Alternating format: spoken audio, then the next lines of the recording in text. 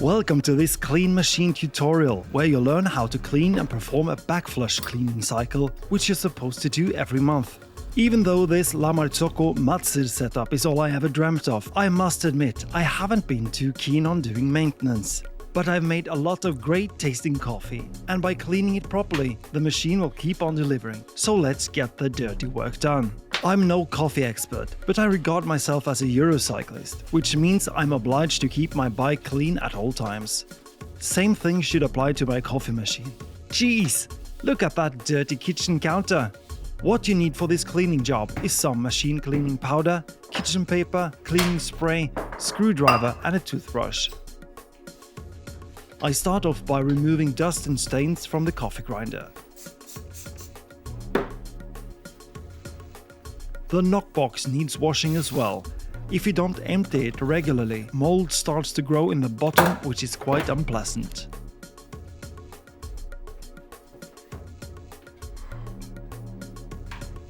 Wipe and polish the surface of the machine.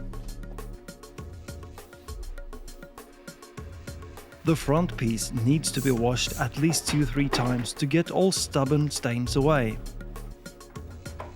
Wash and rinse the water tray to remove any old coffee.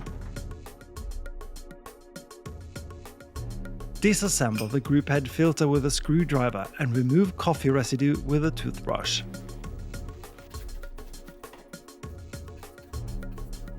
Put the group head filter into a bowl with some cleaning powder and leave it for a few minutes, along with a disassembled bayonet and the portafilter.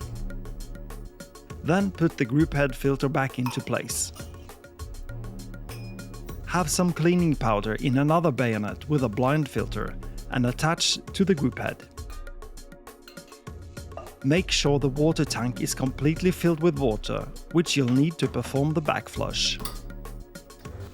Put the brewer back on for 5 seconds. Turn it off and foamy backflush water enters the water tray. Satisfying. Repeat 5 times. Then rinse the water tray. Check the water faucet and the steam wand. Remove the tip, checking clean, and reassemble it. Clean and rinse your everyday bayonet and portafilter and make yourself a coffee shot.